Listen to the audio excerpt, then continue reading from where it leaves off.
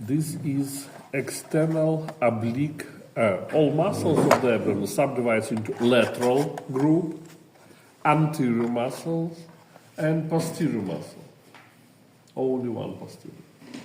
Lateral muscles. They are external oblique abdominal muscle. Next is internal oblique abdominal muscle and transverse. Or here it is the same. Transverse abdominal muscle. External oblique abdominal muscle, it starts from lower 8 ribs. The same, it starts from iliac crest. It goes downward and medially and continues into wide tendon. Name of wide tendon, that is aponeurosis. Aponeurosis of external oblique abdominal muscle.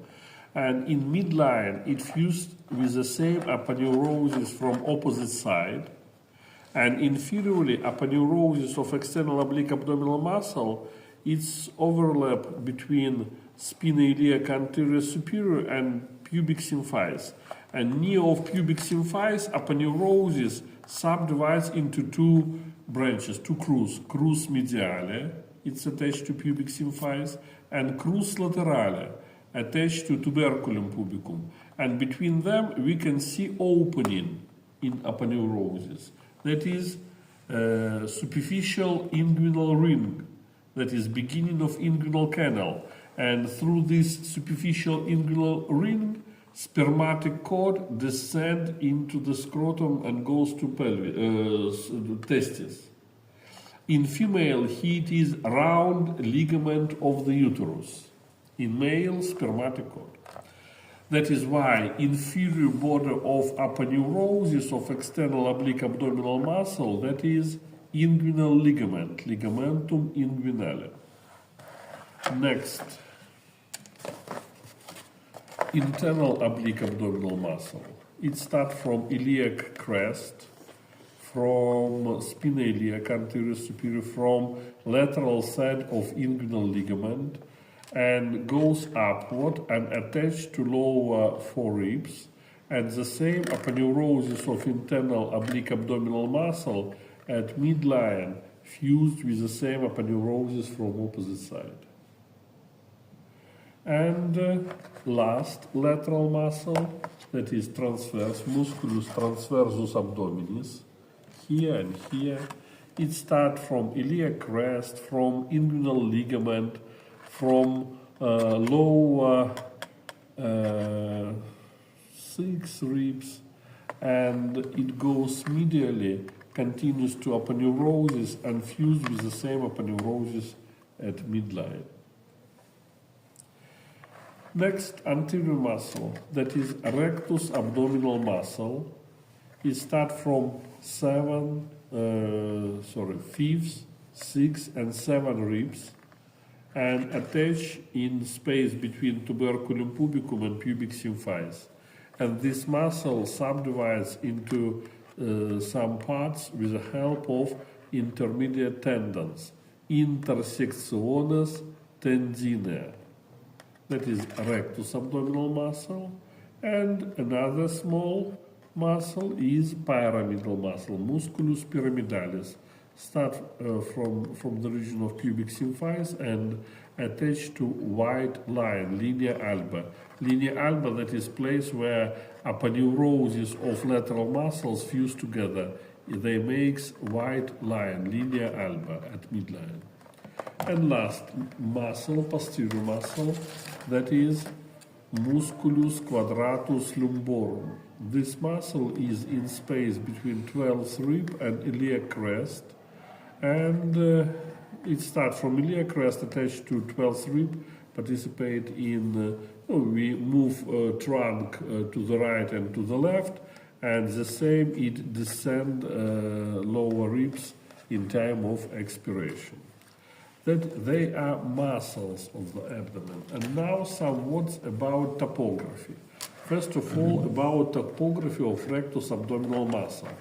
We can see that aponeurosis of lateral muscles of the abdomen, they passes in front and some of them behind of rectus abdominal muscle. And I want to draw a diagram. Look here.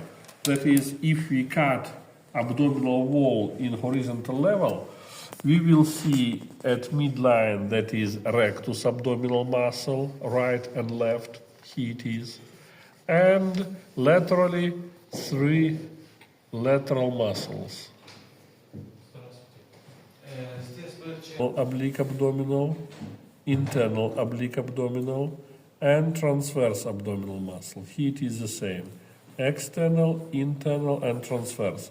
And aponeurosis of external oblique abdominal muscle, it goes in front from rectus abdominal and fused with the same aponeurosis at midline. Internal oblique abdominal muscle goes to rectus abdominal and subdivides into 2 lamina, anterior and posterior. And here it is the same, anterior and posterior. And aponeurosis of transverse abdominal muscle goes medially and fused with the same aponeurosis from opposite side. And together, all of these 3 aponeuroses fuse together and makes linea alba, that is white line, linea alba at midline. And we can see that rectus abdominal muscle, it has a fibrous vagina, that is, this vagina makes with the help of 2 aponeuroses anteriorly and 2 aponeuroses posteriorly. Anteriorly, in front from this muscle, aponeurosis of external and internal, and behind internal and transverse abdominal muscle. That is above of umbilical ring here. Below of umbilical ring, another picture, that is rectus abdominal muscle. Here it is 3 lateral muscle, here lateral muscles, and 3 aponeuroses. They passes in front from rectus abdominal muscle and makes linea alba. And behind of this muscle, we have only fascia, fossa transversalis and peritoneum. And here it is the same, fossa transversalis and peritoneum. Number one, external oblique abdominal muscle. Number 2, internal oblique abdominal muscle. Number 3, transverse abdominal muscle. Number 4, rectus abdominal muscle. Number 5, linea alba. 6, fossa transversalis, and 7, peritoneum. And here it is the same, 1, 2, 3, 4, 5, 6, and 7. That is vagina of rectus abdominal muscle above and below of umbilical ring. And some words about inguinal canal. Inguinal canal, that is space. If we cut here, we will see that anterior wall of inguinal canal, that is aponeurosis. Aponeurosis of external oblique abdominal muscle, that is number 1. And inferior wall of inguinal canal, that is inguinal ligament, that is lower part of this aponeurosis. Number 2, inguinal ligament. Above of this ligament, we have internal oblique abdominal muscle, musculus obliquus internus abdominis, and transverse abdominal muscle, musculus transversus abdominis. And these 2 muscles, inferior border of these 2 muscles, not attached to inguinal ligament. There is space between lower border of internal oblique and transverse abdominal muscle and inguinal ligament. And behind, posteriorly, we have fossa transversalis and peritoneum. And space between all of these structures, that is inguinal canal. Number 1, that is anterior wall. 2, inferior wall. Number 3, superior wall. And number 4, posterior. 4 walls in inguinal canal. And this canal has In male, I already said, funiculus spermaticus, spermatic cord. In female, round ligament of the uterus. An inguinal canal has two openings. Superficial inguinal ring, that is opening in aponeurosis of external oblique abdominal muscle, and deep inguinal ring. Deep inguinal ring is in posterior abdominal, on posterior side of anterior abdominal wall, and this posterior inguinal ring that is opening in fascia transversalis, but peritoneum closed these openings. And you need to know three folds of peritoneum.